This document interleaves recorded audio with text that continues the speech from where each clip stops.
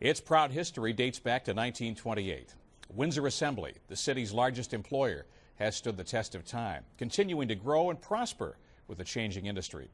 Well, the vehicles made in the early years would only now be found in museums or at classic car shows. And tonight, in the first of a two-part series, Christie Bezaire joins us. A look back, Christie, at You're the right, plant. Jim. Yeah, when I got to tour the plant a couple weeks ago before the $2 billion retooling, I was captivated not just by the modern technology in the plant, but also by the rich history that helped make our community so vibrant. I got the help of company officials, workers, and local historians to help share the plant's history as it undergoes yet another transformation. Tonight, we'll look at the early years before the minivan. And now let's hear what Mr. Walter P. Chrysler, Mr. K.T. Keller, Mr. Fred M. Zeter, and Mr. A. Vanderzee have to say about it. Walter P. Chrysler formed his company in the early 1920s with the goal of creating affordable luxury vehicles. Walter Percival Chrysler, whose grandfather and father came from Chatham, although he was from Kansas, he basically helped revitalize the automotive industry when he first established his company. Local author and former journalist Herb Calling has written 3 books on the history of the automotive industry in Windsor. To some extent, the reinvention of Chrysler over the years is something that it's always done since its inception. Calling says Walter P. Chrysler invested everything he had into 2 automakers who also assembled in Windsor. It was based on Maxwell Chalmers, 2 automotive companies that were going bankrupt, and Walter Percival Chrysler basically took them and developed them into his own company. So in 1928, the Windsor Assembly Plant was born. The automotive industry was burgeoning at that point. The assembly line was well in place and production was increasing phenomenally. Even during the 30s, production increased. The plant saw many classics roll off its lines. In 1939, a special Chrysler Royal convertible sedan was built for the Royal Tour and shipped overseas. In the 40s and 50s, the plant produced Plymouth sedans, Dodge hardtops, Chrysler station wagons, and DeSoto convertibles. Chrysler added the second shift in 1965.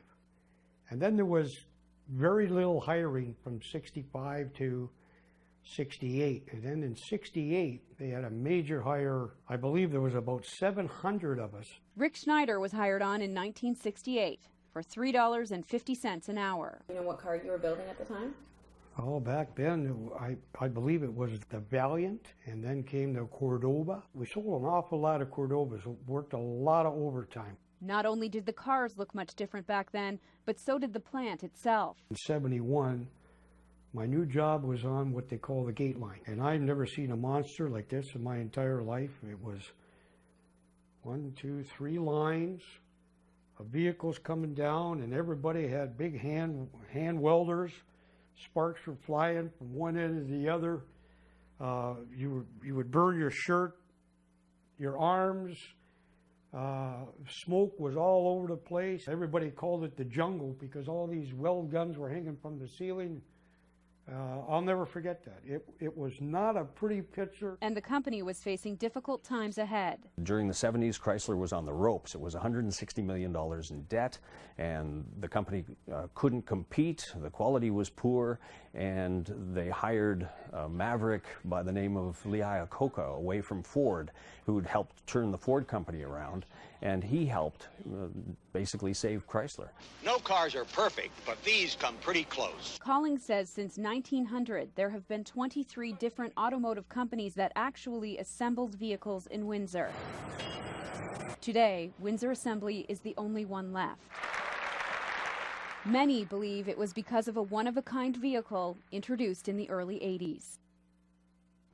And of course, that vehicle is the minivan, now synonymous with Windsor Assembly. And we'll look at the introduction of the minivan, the third line, and the major retooling in the 90s in the second part of this feature on Wednesday at 6, Jim. And one thing I had not included in my story but wanted to is some people don't realize just how much this plant has affected us. E.C. Rowe, our major expressway, is named after a past president of Chrysler Canada in the 50s who was the driving force of the post-war expansion. If I didn't know better, I'd think you concocted this series just for me because you know I love those big old Chryslers. I've got the big old 300. We both do. And my friend Dan Nada would be looking at that with interest because he's a DeSoto man. You showed us a beautiful DeSoto there. So something we share in common. Okay. We both love Chrysler. We're both pretty dedicated to the brand. And yeah, it is really interesting, though, looking at the history and what this plant has done for our community. Well, I can't wait for the next installment. Christie Bezaire. Thank you, Christie.